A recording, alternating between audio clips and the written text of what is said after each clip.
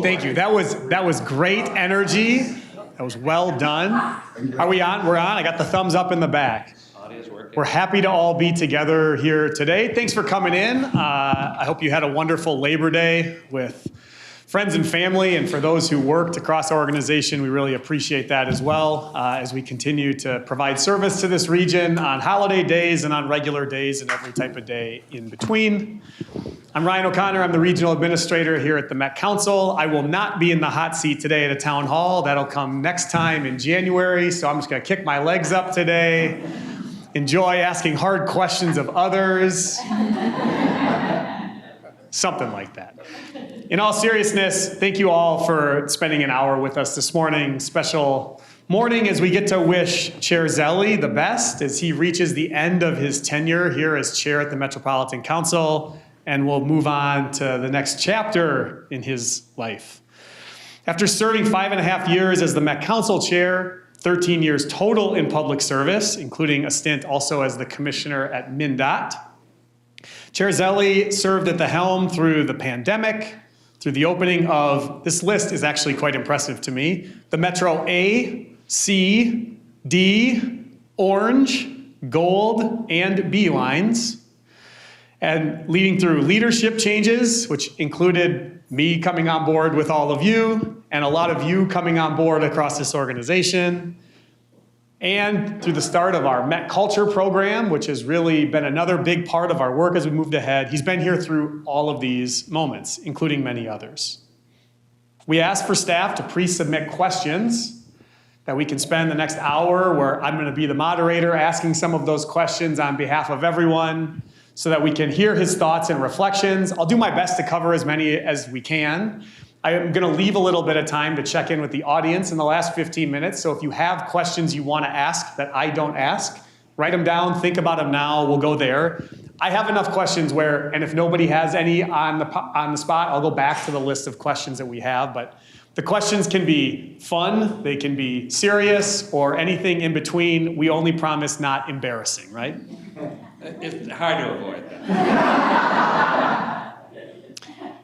And then finally, we're recording today's session. It will run then in MetNet.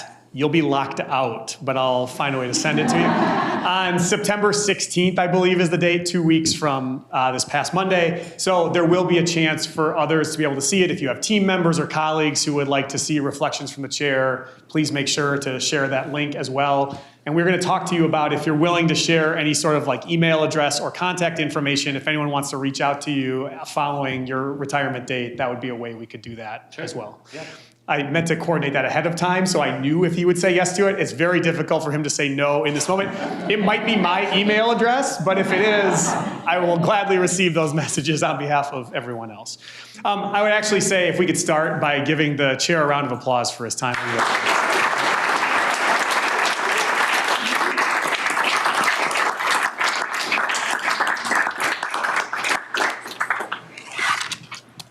Can I call you Charlie while we do this one today? Sure, that'd be fine. That's good to go on. We're going to call you Charlie today. We're going to kind of range questions from reflections on a career in public service here and at Met Council or at MnDOT as well. We're going to do some specific to the council, some about just broader reflections and what you've learned along your journey. I got a couple fun ones if we get to them. Those are always fun to ask as well. We'll kind of run the gamut here, and we'll do our best to manage time as we go. Are you ready? Sure. We talked about building a fire behind us to really complete the look. The fireside chat. We did agree that we both had to wear ascots if we had chosen to do that, and that was one step beyond what I felt ready to do. I don't own an ascot and wasn't looking to own an ascot. So, all right, we're going to turn the mic toward you for the rest of this time. As we think about reflections first, looking back at your time in public service, what are some moments or accomplishments that stand out as meaningful to you? Thanks, Ryan. And just before we start, I just really want to thank everybody here in the room and those that are watching. What an honor and a privilege it has been to serve at Met Council and all public service. But this is really, people say, how can you leave? It's all going so great. It is going so great. It is so wonderful. All the relationships, personal friends here such a tremendous team, all the great work that we're doing. It's not exactly an easy decision. It's very bittersweet for me because I care so much about our mission. I care so much about each of you. And there's more really great work ahead. So when I think of reflecting back, it's hard to reflect back when you think about where we are heading, which is what gets so exciting. And we don't have a little roaring fire, but we have all these ghosts of past chairs. Which I know more than half of them, even some that are no longer living. And I think back of when I was at MINDA, of course, so it's hard to say it's just Met Council.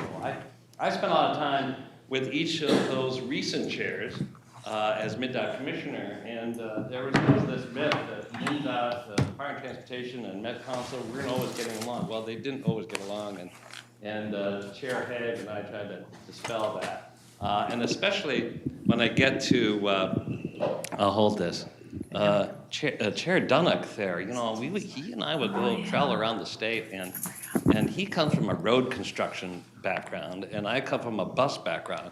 And we're looking at each other, it's like, why aren't you the chair of Met Council? Why wasn't he the commissioner? So I definitely found my natural home at Met Council. It's about community development, it's about livability, it's not just about what transit networks do, it's about how they improve people's lives, and that certainly is a passion. When I think about the highlight over the whole arc, you know, I think there's no question about, you know, the many groundbreakings and ribbon cuttings. I mean, they are really aspirational. They're where people come together, whether they're involved or not, they're there. And there's a time when you're a commissioner, you're cutting ribbons from previous commissioners' work, and then before you know it, you're doing groundbreakings that happen much later. And I reflect back on that A line you gave me as under my jurisdiction. Well, actually opened when I was Commissioner of Transportation, and I got to know Charles, you know, you know, Snelling Avenue, and I thought, was MINDOT really involved in this? Absolutely, it's a state road in Snelling. And I'm like, oh, okay. So I actually feel like some of the highlights were when government and you know, nonprofit, private sectors, agencies come together and do great things. And there's a number of ways we've done that. And Transitways is just the start of that. But it's a lot of the work we did with, when you think about the engagement toward economic development, when you think about what we're doing with tribal relations and reaching out to new communities, I think this is a very different Minnesota than it was even 13 years ago, and it continues to evolve. So I think of the greatest moments, there were those with a lot of different people in the room declaring a common victory, and there's a number of those, too many to mention. That's a great segue into the second question. And we'll re-record the opening, and I'll strike a line for historians in the room. I'm listening to you. You mentioned how much some of the change you've seen in the past dozen plus years. What is like a major cultural shift that you've observed in the workplace during your career? It's a great question, and I think that the world's changed a lot. COVID, obviously, was a thing that happened within 6 weeks of arriving here, so it just hit all of us directly and changed the world forever. Certainly changed Met Council, but what was interesting is how quickly we adapted and actually did additional work that we never thought we'd do, whether it's bringing food to food shelters, or actually providing essential transportation at a time where people were telling me, nobody rides transit, they can't. I'm like, don't tell that to the 90,000 people every day that we are bringing to their work, to their homes, to grocery stores. So I think that the cultural shifts evolves. It doesn't happen all one fell swoop. As much as COVID was a transformative kind of period of time, it really helped accelerate what was happening already. And I think what was happening already is that idea that we are far more fluid in how we manage our daily lives. We're not just always 9 to 5, we're kind of all the time, but in various places. I think the idea that we have here at Met Council tremendous resilience, but also in adaptability. But I feel like we have greater accountability, we have greater performance expectations. I think we have better teamwork, and I think that a lot of that is from great leadership that we have. Many are from outside, like Ryan, others from the inside, like Leslie. You think about the leaders we have in this tremendous agency. They have developed a better and improving culture of accountability, of performance, of adaptability, and keeping our eye on those big values that we all kind of care about, and it is very motivating. One tangible way in which he has changed with the times as the workplace changes. You get new printers, every now and again in the office. I will say, my first day I came into a relatively quiet office space upstairs, and I found this guy changing the toner, and I kind of looked at him and I was like, can we help you with that? But I'm offering, and I have absolutely no idea how to change the toner in this printer. And he was like, no, he very confidently said, I've learned, I've got it. So we know you've been able to roll with all the important changes, big and small, as you go. People suggested I do the underground boss thing, and load a bus. And I said, I can't be the underground boss because people know I've done this my whole life. I'm a bus guy. I've been out there washing buses. I know how it is to handle customer transfers. People say I have a thick skin, and because sometimes, people aren't in love with what we're doing. But I don't have a thick skin. I have a very deep and perverse sense of humor, and I enjoy it. And I am good at toner, so you can call me up if you. There'll be a need in the future. We'll call you up. Turning specifically to some of your time at Met Council, what has surprised you the most since becoming chair? Even though I thought you might ask that, I'm trying to remember what I was thinking. I really didn't know what to expect coming in. I mean, you think you know an agency, because I'd worked with Met Council from the outside, and I thought I knew Department of Transportation. And then I'm standing, this is 13 years ago, at MnDOT, and the deputy commissioner was in the hospital getting a bypass surgery, and his text to me was like, good luck, I'll be back in 2 months. And I thought, you know what? I've just got to walk around and meet a few people. I had no clue. And what surprised me, coming from the private sector, is you kind of have certain myths about the public sector, and it's not always fair. Some of it is not fair because people can't work miracles, and sometimes it's not fair because they're not bureaucratic stooges who are sitting behind doing nothing. And I was really delightfully impressed by the talent, the diverse talent that there is in public agencies. And I realized that Met Council especially, it's not in just transit or parks or water, it is a whole host of different expertise. Somebody asked me, are you sure you want to go to the public sector? I mean, are you be stimulated, people you work with, and I'm like, what are you talking about? Well, and then I said, I'm into the bus business, this is, you see everything.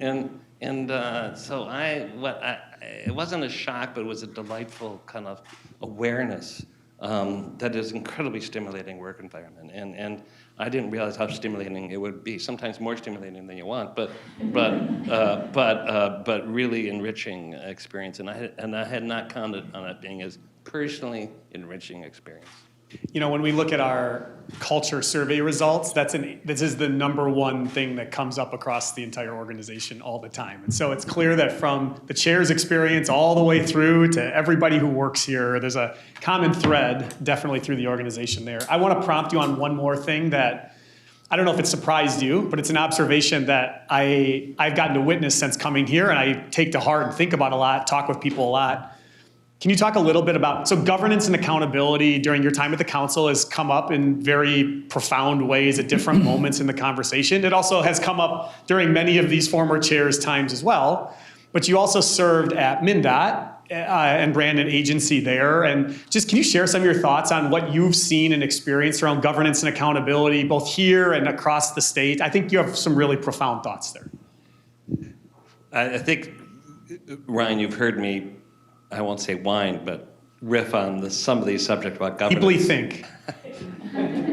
There are whole sections of the Minnesota Constitution that describes not only the responsibilities, but the powers of the Commissioner of Transportation. I mean, everything from setting speed limits to naming roads to contracting, you name it. There is no such section of the Constitution under Met Council. I mean, we are kind of a hybrid agency. We're not a state agency. We are a cabinet agency, which means we're part of the governor's kind of portfolio of his administration. And yet we have a 17-person board.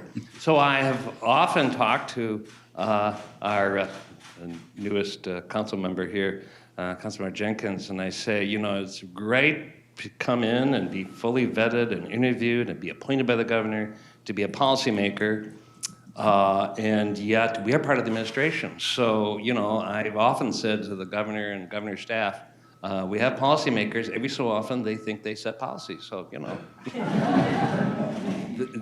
we have to kind of have that delicate balance about where are we aligned with the governor's administration, and yet we are independently making judgments and act as a board. And I think that a role of a chair is different. It should be different than that of a commissioner. A commissioner is a CEO of that agency.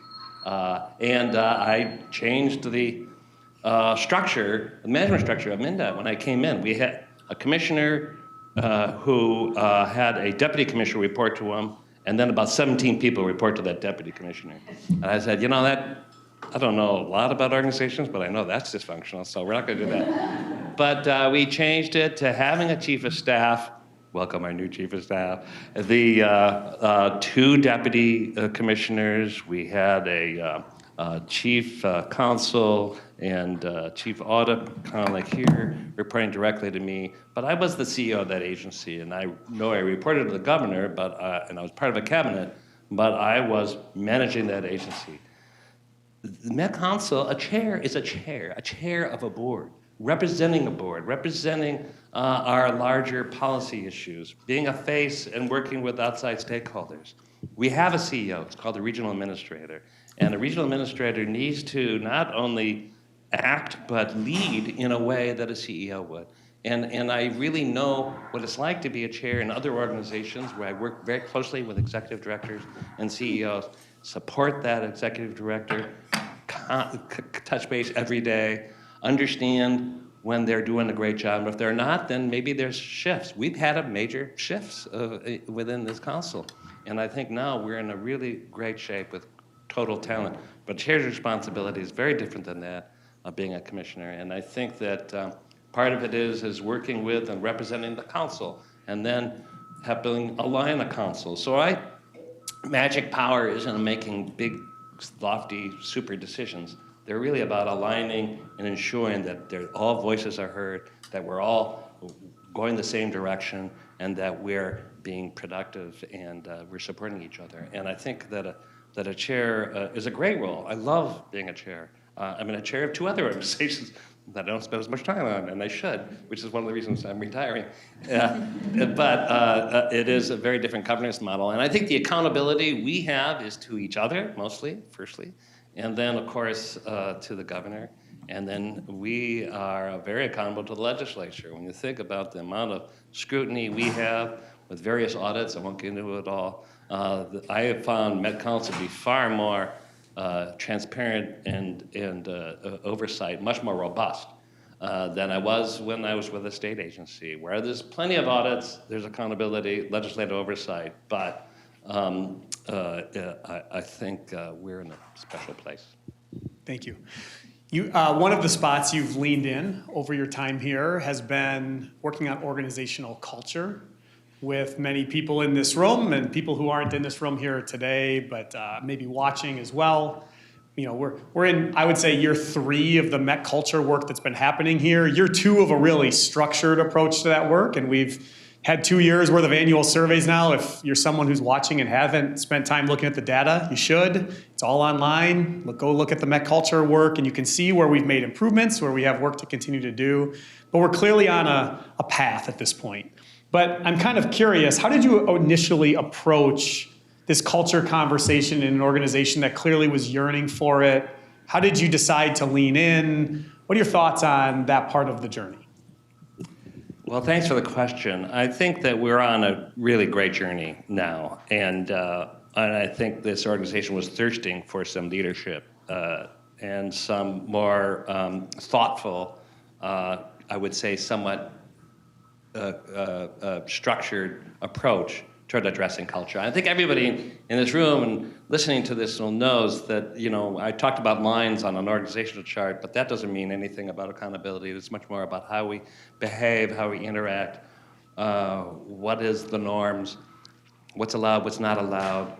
And that's culture. And culture has its own mind of its own, right? So, and it also, I really respect the fact that you can't just turn a switch, you can't just write a memo, you can't just make an edict. It has to come from the inside out. And from the inside, meaning from those that have the greatest awareness and expertise and are thirsting and want to have a vibrant and accountable organization. And I know that we have such talented people who throughout the organization as a cross-cut of every different division. The question is, how do you unleash that interest? And I have had that in the past. I know it's a 3 to 5 year process, whether it's a small company or a large enterprise, which we are. We need help, when you go through the leadership changes we had, when you go through the pandemic, there was an opportunity to bring in some outside help. So I have had this relationship with Employer Strategies. I'm a big fan of Jay Forrest. I've seen it with both small and large companies. Oh, you worked with Employee Strategies previous to here? Oh, yeah. Okay. Yeah, and we all learned something during this final exam. Yeah, no secret. There's nothing new under the sun, But I think that I thought, could you make a difference here? And so that's why I kind of, and thanks to Terry Dressen and others' interest to say, let's kind of start the process. And it's never easy to start a process, but I'm really thrilled, and first I'll say I have nothing to do with it, but I really pleased with what I understand and what I witness, what I see is an evolution that's really going the right direction. And hats off to your leadership, Ryan. I mean, I think tone is set from the top, and I've had this in other organizations when, particularly at a board level, the board is whining about this or whining about that. And that's the time, quite honestly, where you close the door, remove staff, and look at each other and say, hey, folks, if we're not addressing our own stuff, then how can you expect anybody else to really want to have the interest to go forward? So I do think the function of a board, understanding our role, understanding that we need to stay in our lane, we need to be supportive, and understanding what that role is, that's our job. And I think our job also as leaders is to set that tone and not just demand it, but to invite it, encourage it, reward it. And it's all a collection of individual efforts, which I see every day. So I have no question we're heading there. I often think about how driving it deep so that it's sustainable is such an important part of our work, right? We try lots of things, but very few of them get to take hold in a way where you get to look back and say they were driven deep enough or they made a difference. And that's just how it works. Not everything gets to be that way. This is an area where I think very confidently I can say we are driving it deep. And that started, you took the first swing with some others around getting that post into the ground. And you should feel good about the direction we're on. I feel really good collectively that we're doing that work together through our various structures. And I'm excited for what it means, not only for people who work here, which is a big part of it, but what it means for the region that we serve every day. Because an organization pulling in the same direction, you feel it in the way you experience organizations all the time. And that's really exciting. I'd say one yes, sir. other quick thing on that, because I love what you were saying. And also, there's almost like an elastic band around an organization. In periods of stress, or if it's not attended to, it'll just go right back to what it was. So we're not lost on us that this is a continuing effort.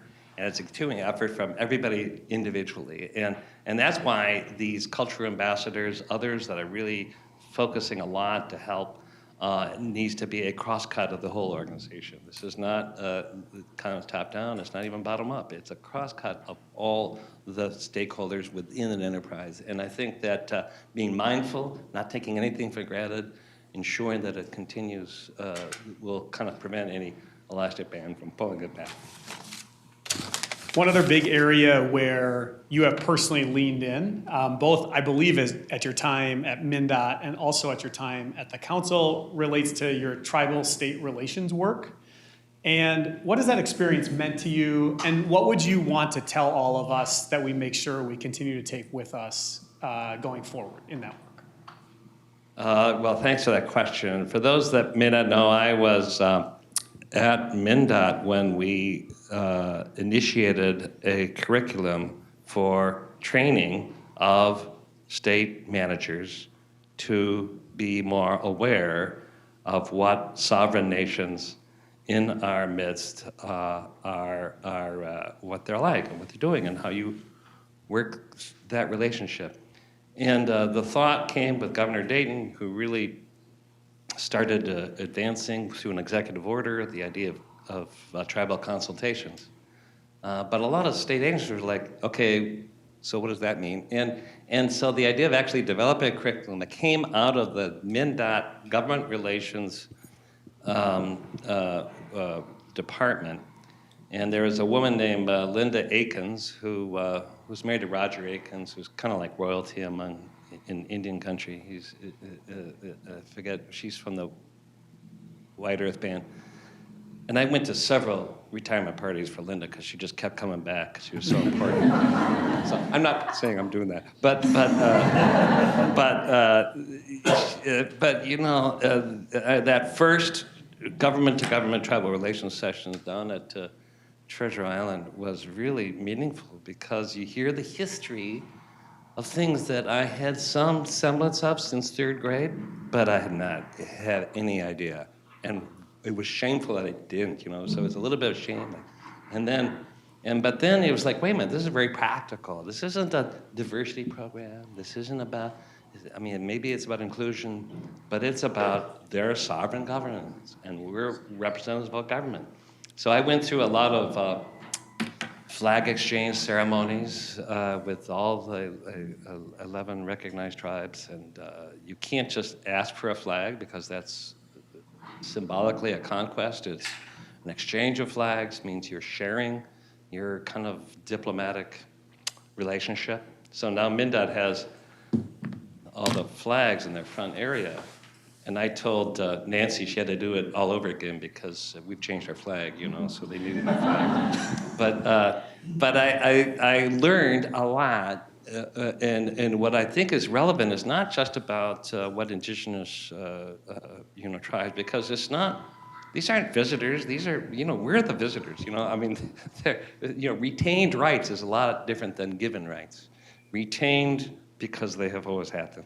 And so it's a different mindset. And I have to say I learned a lot from my indigenous friends. I continue to stay involved outside of Met Council and some other initiatives. And just something like, I mean, as simple as the framework of how you view projects, how you view what you're doing, it's always there. 7 generations behind, 7 generations forward. It's a really great perspective. Think about the work we're doing with significant infrastructure. If you have the mindset that this comes with a past and it has another equally forward view, and it makes it much more meaningful, whether we're talking about water, which is sacred, we talk about mobility, which is essential, food, you know, these are things that affect us all. So I think that there is not just the right thing to do, it actually helps inform us to be better as an agency, better as a state government, and better as a Minnesotans to have that kind of perspective. So I'm very thrilled that that program, I know many of you have gone to it. I really encourage everyone to go to those tribal training and then stay involved because it's life-changing. It has been for me. We're going to turn from looking toward the past, toward the present and the future. So you get to look into your crystal ball and tell us all the things that are going to happen. What do you see as the greatest challenges and opportunities for our organization over the next decade? We're in a unique place because, and we're the envy of other regions. The fact that we are well capitalized, our wastewater system is well capitalized because it has been operating that way all along. So it has maintained the system. We are working with our cities to prove that part. But when we think about our transit system, we're now getting to that point where we're well capitalized. We have to make that commitment to keep it in good repair. I mean, it's just one of my ongoing themes, putting a stake in the ground. Make the commitment now for capital maintenance, for enduring, keeping a system going. Don't take on something unless you can take care of it. I feel bad for your kids for how many times they've probably heard that across their lifetime, only having worked with you for like a year and a half. But I just have to say, that's like his favorite tagline is like, think about 20 years from now. Because it could so easily, you look back, you look around the country, those cities that didn't do that 20 years ago, they really regret it. And, but there is something about my family. I get teased all the time.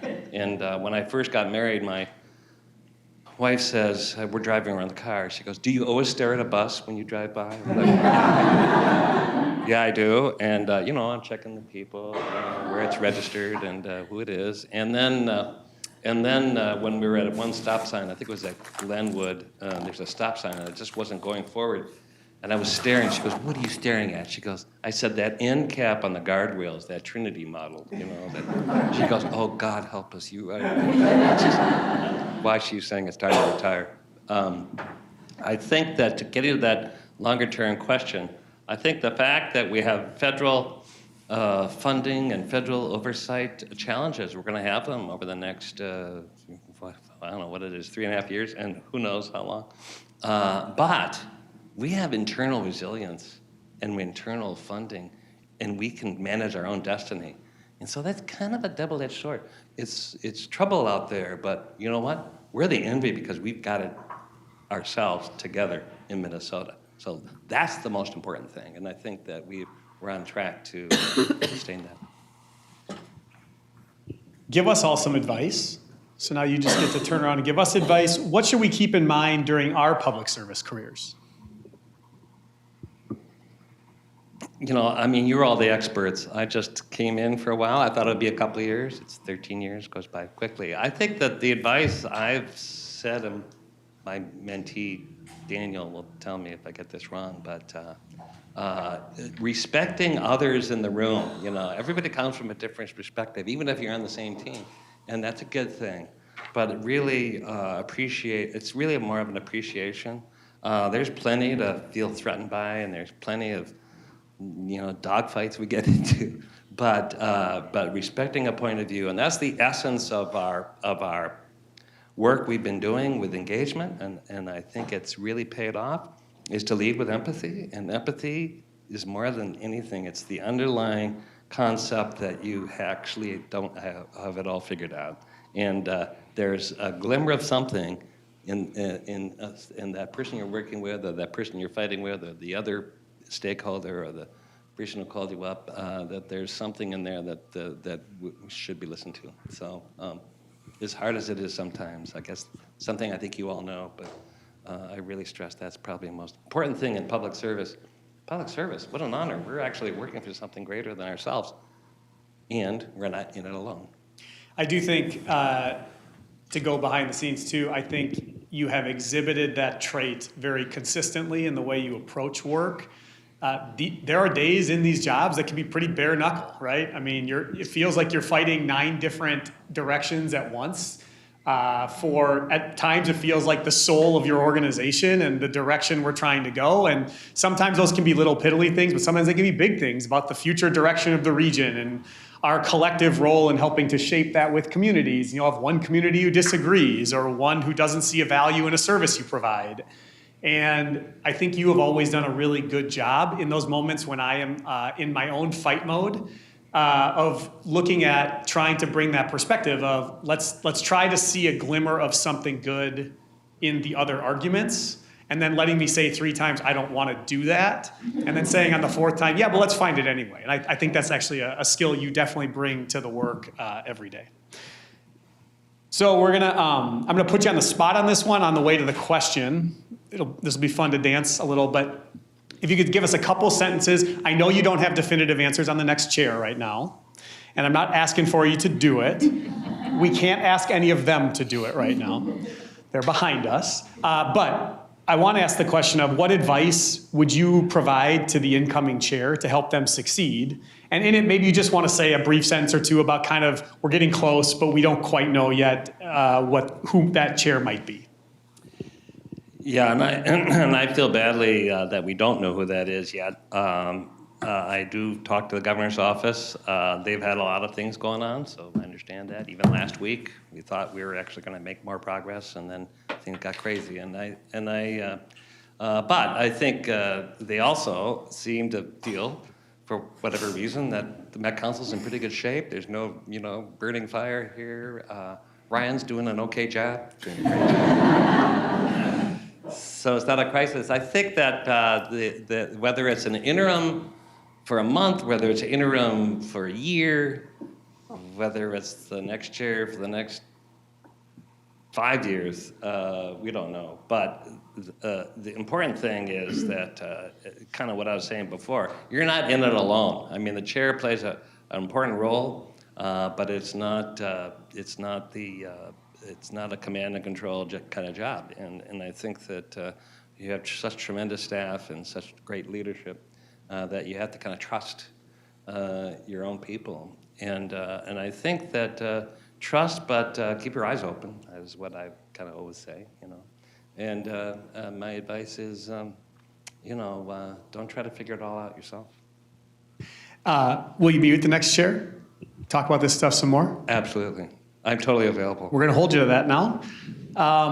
And I would say, I think I appreciate the entire council through this process, because unknowns are not fun for anybody. And so these are moments when they want to know as much as everyone else in the org. And our pledge, we talked about it as soon as yesterday, is we want to provide as much information as we can when we can. And so we'll continue to commit to that. And sometimes we live in spots of uncertainty and need to create as much clarity as we can, knowing what we do. And I think that's what we're trying to do in this moment. We'll know soon enough. It's kind of like feeling like the young kid seeing presents stacked under the tree and then being told next week. It's like, oh, but could be sticks and stones. I'm going to ask one more, and then I'm going to turn to all of you. So if you have any questions, get prepared to put your hand up, and Emma's got a mic to come around. We don't day-to-day talk about legacy, but today I'm going to ask you one legacy question. So as you retire from this chapter of your life, what do you hope your legacy to be here at the council? Well, great question. I don't look for the Zelle legacy. I think that we're trademarking that. I think that the council itself has really evolved and done some really great work, and will continue to do great work. And so my legacy is the success and aspiration that all of you will be doing. And I think that if there is a story, it is to we went through some really tough situations, whether it's re-baselining negotiating Southwest Light Rail, getting through the pandemic, the governance issues, leadership changes. Those are times when, occasionally it isn't a group sport. It is ultimately a pressure on the chair. So, if I had a legacy, he didn't lose his shit when it really got bad. That'd be good. Keep showing up. We will work on those bumper stickers. We're always looking for revenue generation opportunities in the public sector. No, I think that's a very good way to frame it. I want to turn it to the group. You get to ask questions of the chair. If you have a question for Charlie, hand up, please. I could ask, yeah. Let's make sure you get the mic so that people online can hear it as well.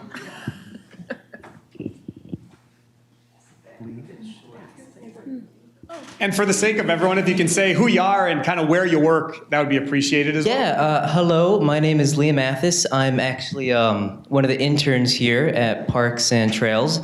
And if I could steer a little more on the personal side and ask a question there. If you were on a road trip and you stopped at a gas station and had $5 in your pocket, what kind of snack would you buy? Liam, we're going to put you in the question list every time to be asking. That was good. I like that. $5. You cannot go 501. You do not have the extra penny to take. I have been lectured by my kids. They say, "Dad, don't buy groceries at a gas station." I'm kind of a potato chip guy. Potato chip and bananas. Original potato chips, or are we seasoning these chips with something? Yeah, I think. Little salt, little vinegar? No, I like the Ruffles Red Waves is good. I'm less of a sugar and chocolate. I'm more of a, the basic food groups of salt and fat. I'm real. We could go on a road trip together. We haven't done this before. A bag of potato chips has to be in the middle, right between. Absolutely, I'm a chip guy. Yeah. What are you washing it down with? Mountain Dew? No.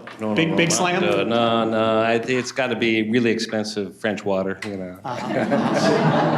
Great question. Thank you for the question. Others? We'll come. Yep.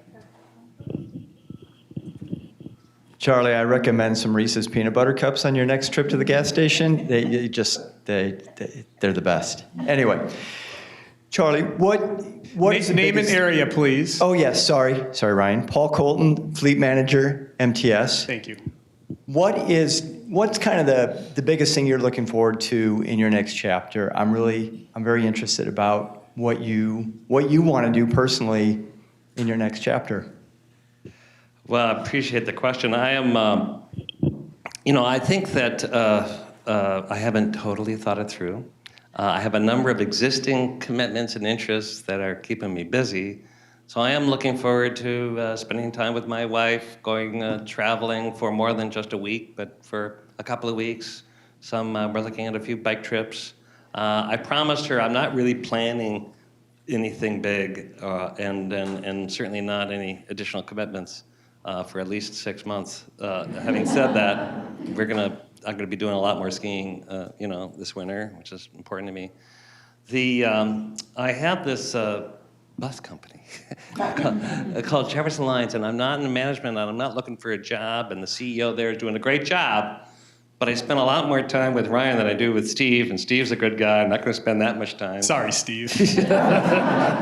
I did tell Steve, I'm not going to set up a desk right there. And he goes, okay, well. But the company bought a company in Bozeman, Montana. I've told a number of you that. We've expanded the business. We're expanding in Iowa. It's doing really interesting work, and it is an element of public transportation that we're all familiar with. And I think that in terms of some of my own, bandwidth in my brain, I need to kind of be thinking and involved a little more in supporting management and the culture of that organization, and without a heavy hand, but certainly it's something that needs a little bit more of my attention. And then I'm on 2 other private sector boards, and I'm chair of another trust company. So I have stuff that I could spend a little more time on, and it's very gratifying. And what's gratifying is people say, well, what do you know about, development in Oregon? I was like, well, I have a very broad interest and portfolio of interest, and that means it's probably an inch deep, but it's very wide. So yeah. So and then I have things that I like doing. I like kayaking. I like being outdoors. I like working on stuff. I built a canoe. I built a few boats. I haven't done that for a while. I have whole stacks of projects that I kind of set aside 5 years ago. I'll get to that eventually. So maybe I'll get to it. Sounds good. Emma, turn in front of you. Zacharias. Where? Okay.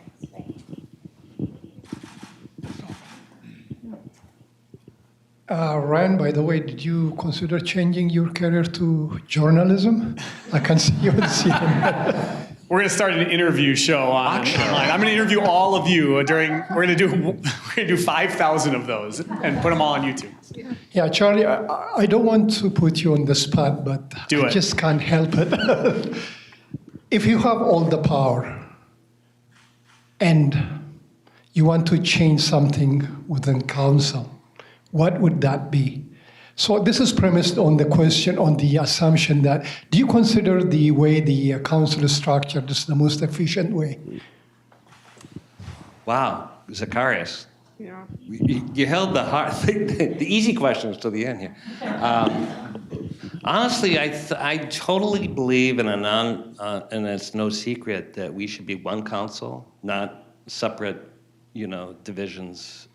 And I think that having said that, we have expertise in waste management, we have expertise in transit that relies on those teams being collected. But the idea that I was talking to somebody recently, and I'll talk to you more about this, Emmett. Are we talking enough about access to parks that we provide with transit? Here's a great example of wait a minute, we're in that business. Are we talking about some of the anti-displacement work with community development? We've already started those conversations. So there's ways to stitch together the organization even stronger to provide our overall missions, because it's in the news today. Mega corporations came together and now they're being split apart. It is not a time to split Met Council apart. I think there's actually more synergy than we give it credit, and I think that's happening naturally, and I think to the extent we can help do that even more. But again, this doesn't happen with a magic wand or even an edict or a dictator. It comes from organically the best, but with some guidance, and I think that we have a lot of opportunity there. We'll do two more.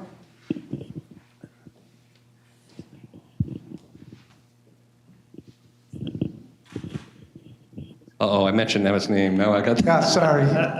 First of all, thank you, Chair Name and Zelle. department. My name's Emmett Mullen. I'm with the Parks Department. Hi, Emmett. And just kicked over my coffee. No big deal. That's why you don't allow drinks here.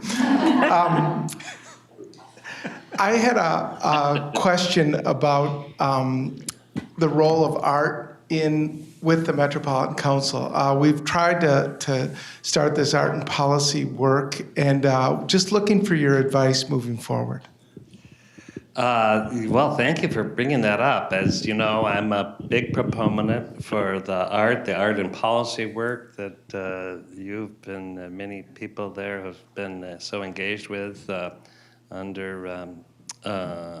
community development. But it really is amazing where we have art and how powerful it's been, whether it's fighting graffiti by having artists on bus stations, and the collection that's in the Met Transit world is pretty remarkable, and it's widely unknown. Two things. I think more of the world should understand what we're currently doing, because it's been pretty remarkable. In fact, I had a tour of the Walker Sculpture Garden last week.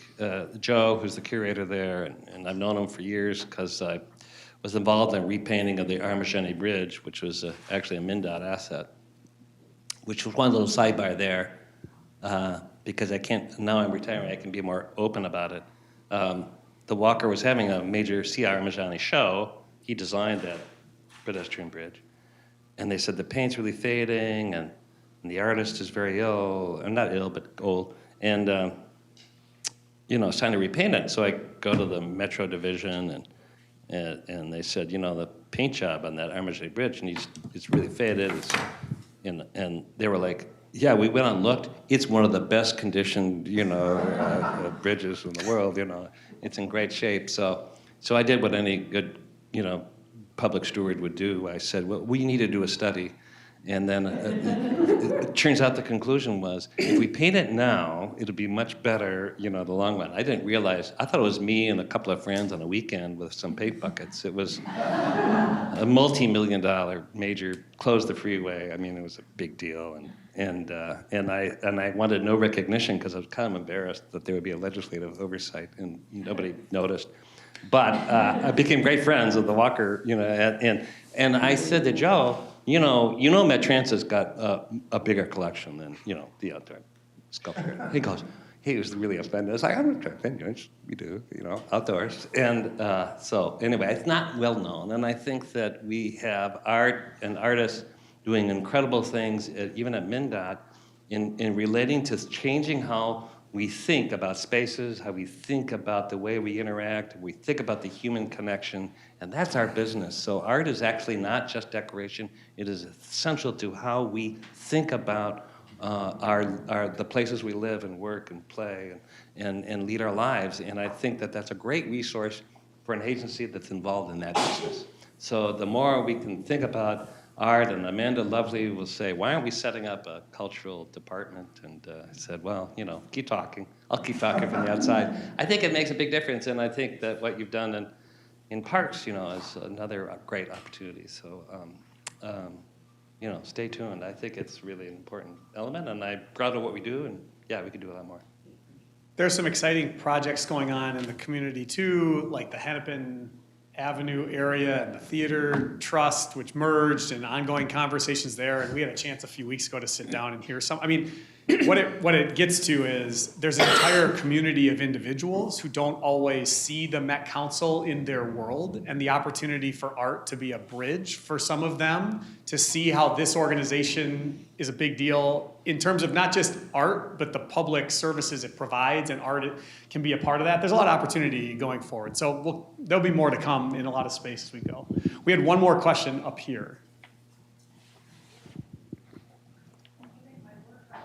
That was the goal. Thank you. John Harper in the MTS division. I was going to ask your favorite Disney movie because Ryan answered that a couple of meetings back, but... Well, I got more negative feedback on that answer at town hall than any other question I've ever answered.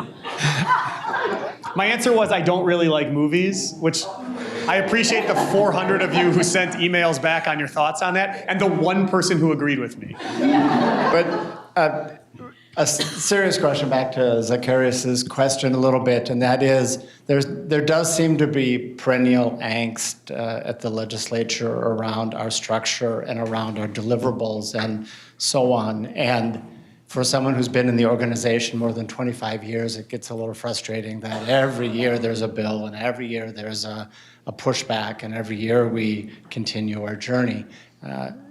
What are your thoughts around that, around how we should think about what the legislature thinks about us?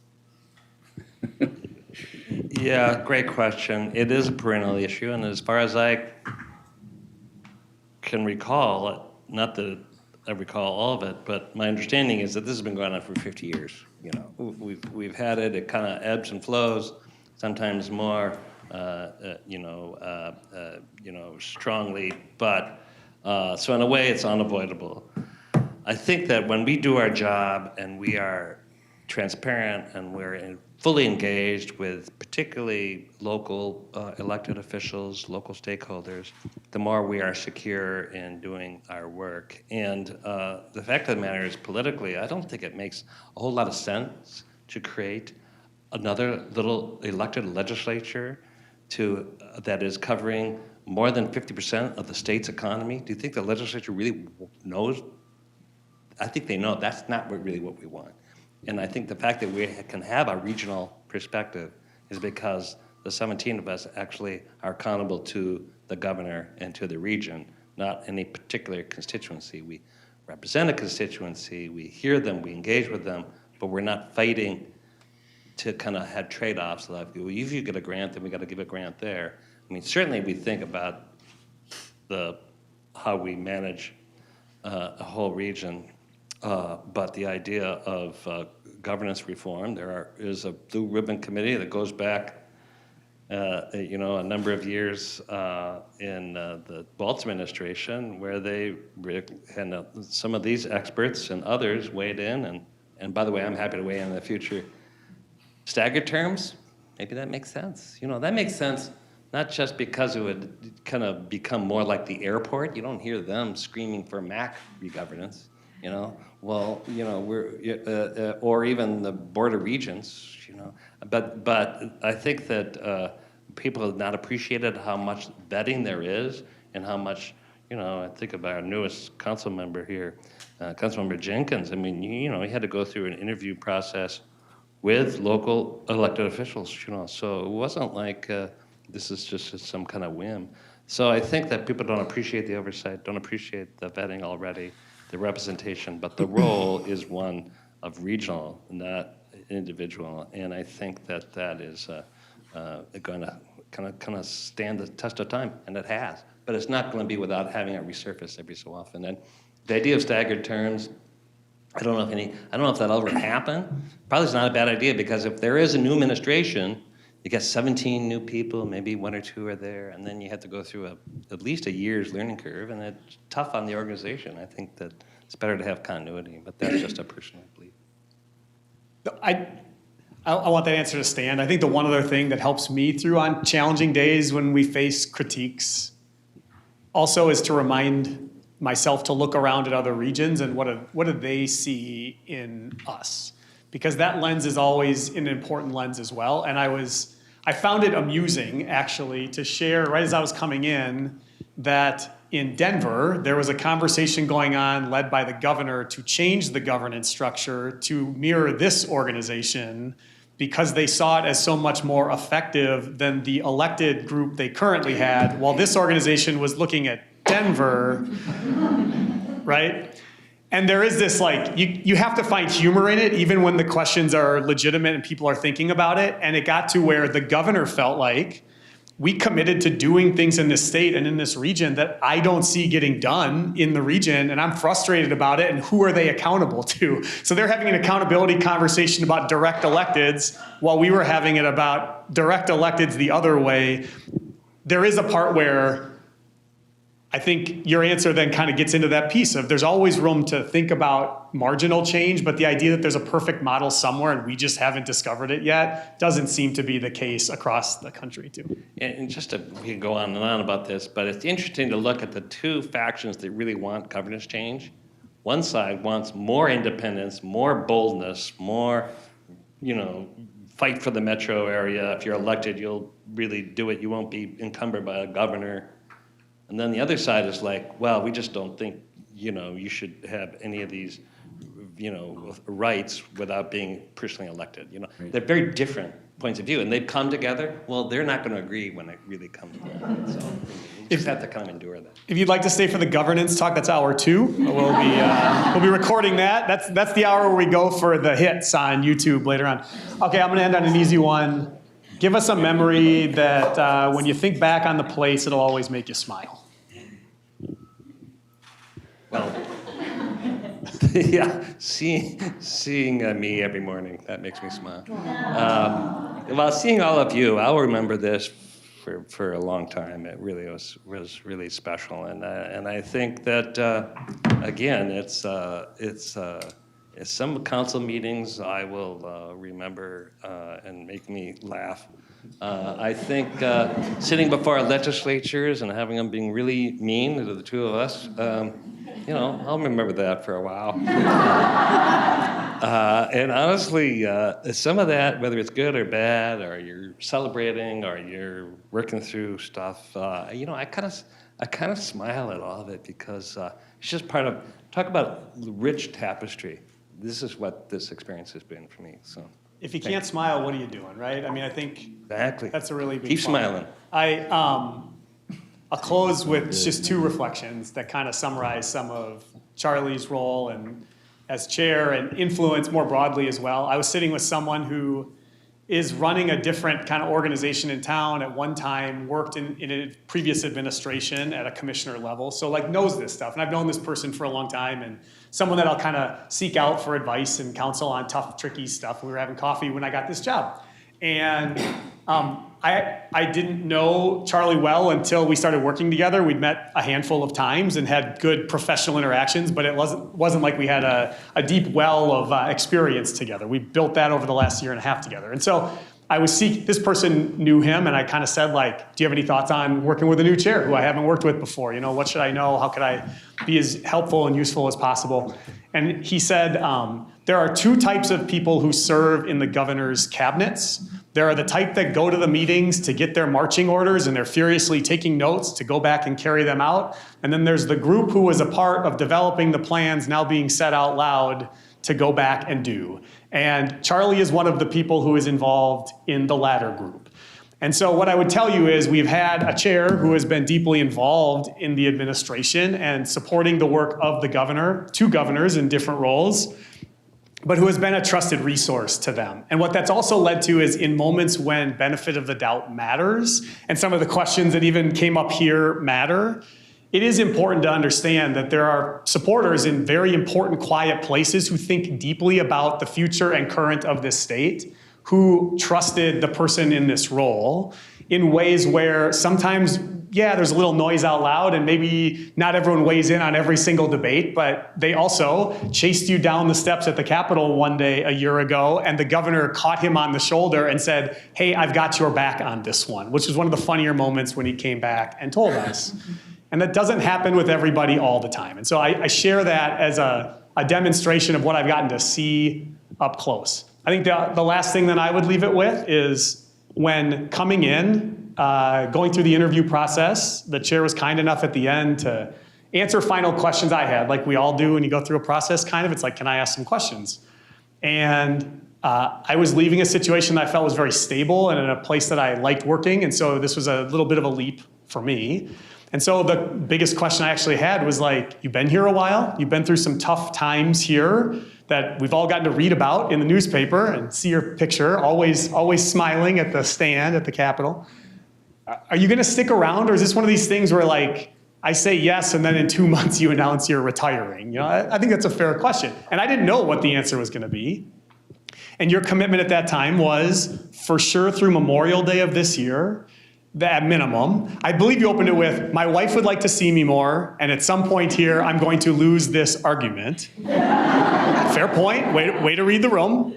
But the second part was, I commit to a little over a year for sure. It is important to me that this organization be on a foundation and on its feet, where when there is a transition, it's done in a way that's thoughtful and that we are in a good place to weather it. And I don't know how in any way I could say you have not lived up to that part of this mission. I think, you know, you didn't mention that as a part of the legacy, but that's absolutely a part of the legacy, is the transition is not one where we're bumpy. And I just want to add that, and that's an appreciation that goes from this room and from everybody else into the work. I think you brought your best self every day and you did your best to make an influence, and you made an influence. And so on behalf of everybody, I say congratulations and thanks for spending an hour sharing thoughts with us. It matters a great deal. We'll value our last week with you, and we'll continue to see you in service to this region going forward. And so if you can all give the chair a round of applause.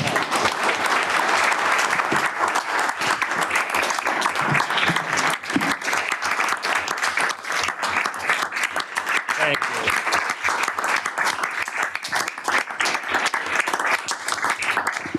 We will be sure to embarrass him some over the next week. And we have another council meeting. We have the committee of the whole tonight and then a council meeting next week.